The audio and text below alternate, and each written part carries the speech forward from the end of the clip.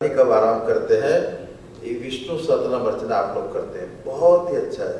हम तो भागवत किया था, 100 जन रोज करते थे, 1-1 लाख अर्चना हर रोज हुआ करते थे। हमारे पूरी भागवत में ये टाइम यही करते हैं, थोड़ा सामान्य प्रवचन और ये भी करते थे, बहुत ही अच्छा है। पुरुषोत्तम मास में एक कर्म भी करना। अभी आगे कहते सुखदेव जी महाराज, जब गोपियों ने प्रेम पास से बनकर भगवान श्री कृष्ण की रक्षा की, अब तो यशोदा माता को मानने भी ना है कि मेरा बेटा जिंदा है। उनको कुछ हो गया होगा राक्षसी के कारण, अब तो यशोदा जी की गोद में दे दिया। फिर भी वो घबराई हुई थी। गोपियों ने कहा, माँ लाला बिल्कुल ठीक है, तुम डरो मत। अब तो कहा तुम अपनी छाती का दूध पिलाओ। अब तो जो अपनी छाती का दूध पिलाना शुरू किया, कृष्ण पीने लगे चपर चपर। अब माँ को संतोष हो गया कि लाला ठीक है। अब तो सभी लोगों ने उसी समय और पालने में सुला दिया। उसी समय नंद बाबा और गोप मथुरा से गोकुल पहुंचे। उन्होंने पुतना का भयंकर शरीर देखा, वो भी आश्चर्यचकित हो गए कि वसुदेव जी की बात बिल्कुल ठीक है। ऋषियों ने, वो तो सचमुच वसुदेव तो ऋषि है। आगे कहते हैं कि अब ब्रजवासियों को, गांव के लोग बड़े डरपोक होते हैं एक प्रकार से। उन्होंने सोचा ये घोर पुतना लक्ष्मी का रूप लेके आई, फिर पुतना के रूप में प्रकट हो गई, अब मर गई पता नहीं कैसे, कहीं फिर से जिंदा हो जाएगी तो उनके शरीर को क्या करना चाहिए, काट देना चाहिए। तो काट दिया, पूरे शरीर को काट दिया पर्वत देके। अब डर लगा कि कहीं छूट जाएगी और खड़ी हो जाएगी तो, है ना, अपने आप शरीर उनको जला देना चाहिए। इसलिए उन्होंने पुतना के शरीर को काट के जलाया। आश्चर्यकारक घटना हुई, उसको जलाने पे ओ मह मह करती सुगंध निकली। सबको आश्चर्य हो गया, क्योंकि भगवान ने उसका स्तन का दूध पिया था। उसका जो पंच प्राण थे, पंच महाभूत थे, सब भगवत स्पर्श से शुद्ध पवित्र हो गए थे। अब पृथ्वी का जो अंश था, अपना जो सौरभ है, उन्होंने प्रकट कर दिया। इस प्रकार से पूतना, अभी यह श्लोक सुनिए, पूतना लोक बालग्नि राक्षसी रुधिरासना जिकांसाय विहरये तनम तत्पाप तत्गति सद्गतिम। पूतना राक्षसी थी, बालकों को मारती थी, बालकों का खून पीने वाली थी। फिर भी भगवान ने उसको मार डालने की इच्छा, भगवान को मार डालने की इच्छा से अपना स्तन पिलाया। फिर भी उसको वो परम गति मिली जो सत्पुरुषों को मिलता है। क्यों मिली? कि भगवान ने यही देखा, ये मेरी माँ है, जैसे यशोदा माता ने दूध पिलाया ऐसे उसने मुझे दूध पिलाया, इसलिए माता की गति दी है। यहाँ तो सुखदेव जी महाराज कहते हैं कि पुनश्रद्धया भक्त्या प्रेमणा कृष्णाय परमात्मने यच्छन प्रियतमं कीन्नो रक्तास्तन मातरो यथा।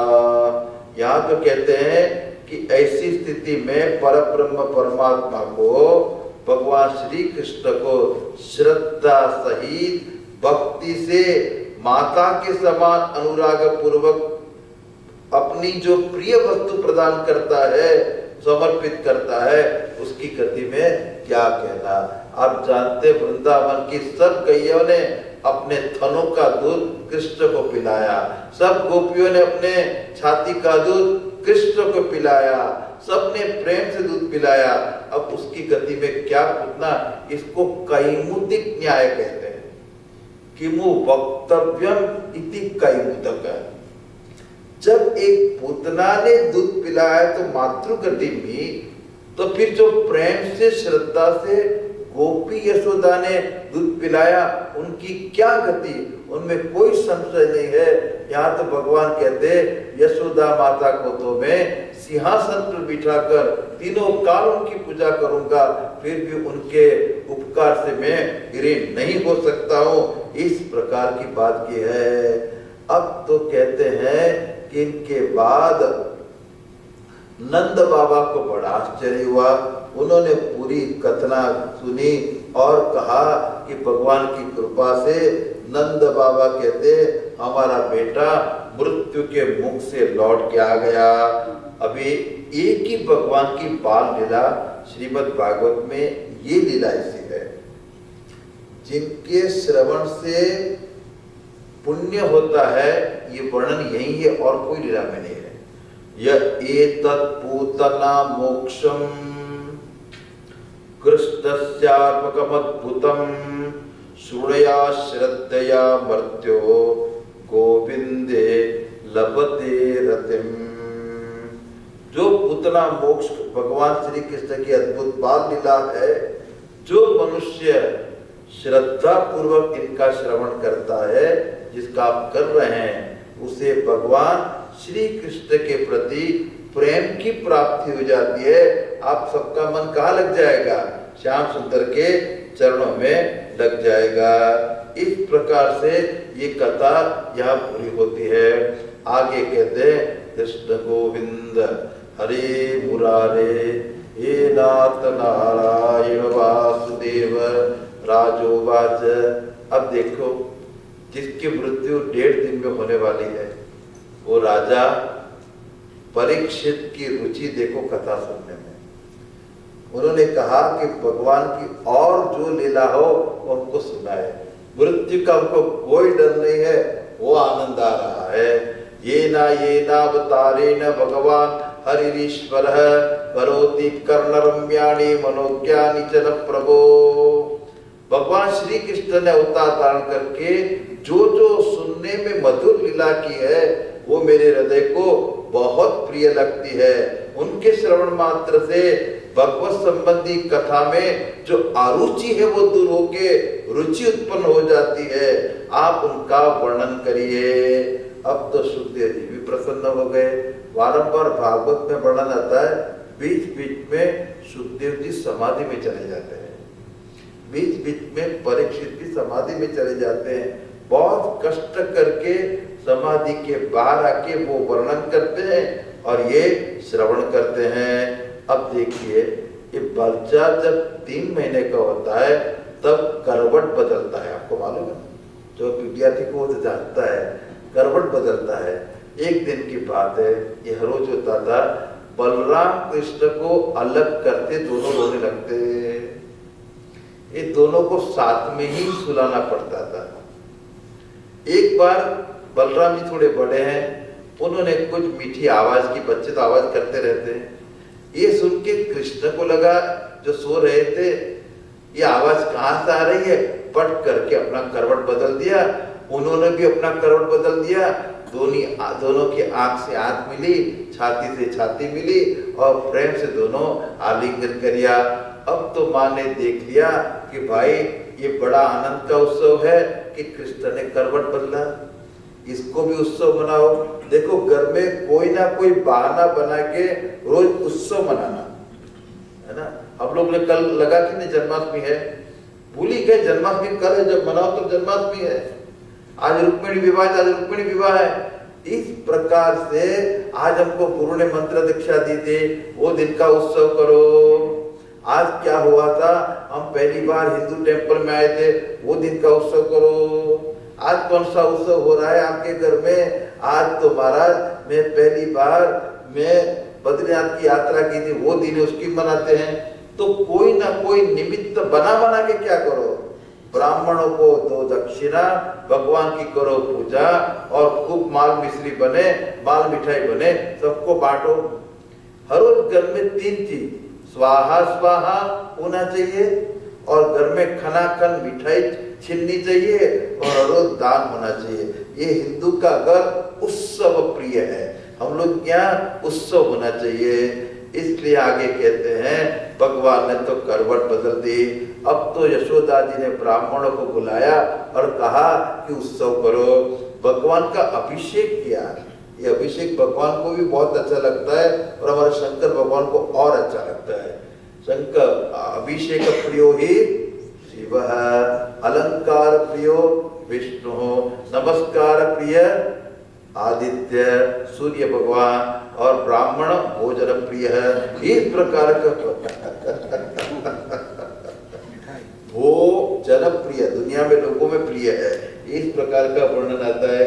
अब तो कहते हैं ब्राह्मणों ने आशीर्वाद दिया, मंत्र पढ़े। देखो भाई, ब्राह्मण जब प्रेम से, श्रद्धा पूर्वक और बिल्कुल उदात अनुदात पूर्वक जो भी वेद का पाठ करता है, आपके लिए सब फल मिलता है। माँ को बहुत श्रद्धा है और ब्राह्मणों का खूब सम्मान किया। यशोदा माता आप देखिए ब्राह्मण को खूब दान पूजन करती है। अब तो एक गड़बड़ी हो गई।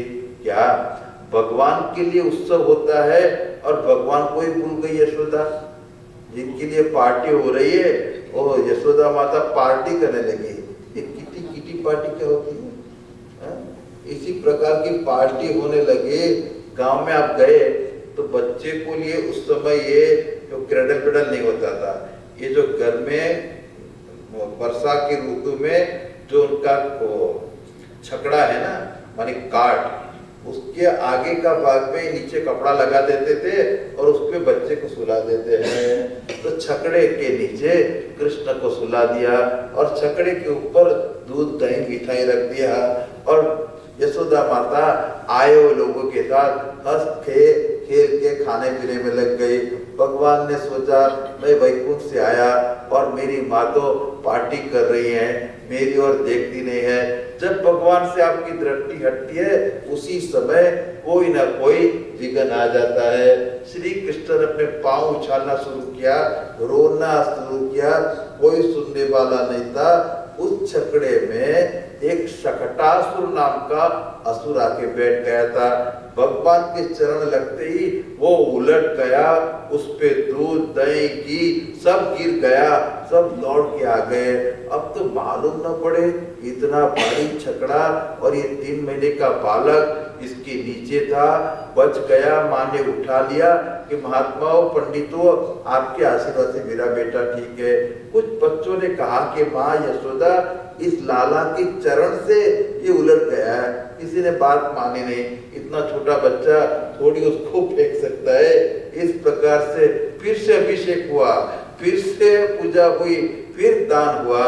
इस प्रकार से यहाँ कहते हैं कि जो किसी के गुणों में दोष नहीं देखता, जो झूठ नहीं बोलता है, दंभ ईर्षा हिंसा नहीं करता, अभिमान रहित है, ऐसे सत्यशील ब्राह्मणों के आशीर्वाद कभी भी विफल नहीं होता है, हमेशा सफल होता है। अब तो माँ यशोदा आप देखिए एक क्षीर सागर का मालिक जो सब प्राणियों को दूध पिलाने वाला, ये दूध का मालिक यशोदा की गोद में यशोदा का दूध पी रहा है। चमत्कार ये है। और आप देखो कोई कितना भी प्रेम माने, पर अपने बच्चे के प्रति जो प्रेम है माता का वो दूध के रूप में आता है और बच्चे को परिपुष्ट करता है। ऐसा दुनिया में माँ जैसा कोई नहीं है। इसलिए उन्होंने भगवान को अपनी छाती का दूध पिला रहे थे। अब तो धीरे भगवान की उस समय इच्छा हुई कि जरा मैं गगन बिहारी हो जाऊं, ये बच्चे को उछाल देना ऐसे करके, तो बच्चे को बहुत अच्छा लगता था। माँ ने उछालना शुरू किया, कृष्ण ने कहा और माँ बेचारी बुढ़ी हो गई थी, कितना उछाले। तो भगवान ने कहा माँ तो रहने दे, मैं अपना उपाय कर लूंगा। उसी समय भगवान का जो भार गोद में थे, भार ऐसा बढ़ने लगा कि भार पीढ़ी था। भगवान सब कुछ कर सकते। यशोदा सोचे इसकी मुट्ठी पर तो कमर है और इतना वजन कैसे बढ़ गया। और अपने ठाकुर जी को याद करते हुए भगवान को जमीन पे रख के अपने काम में लग गई। उस समय भगवान ने कान पकड़ के व्योमासुर जो कंस का सेवक था उसको बुलाया, जो जिसको कहते हैं तृणावत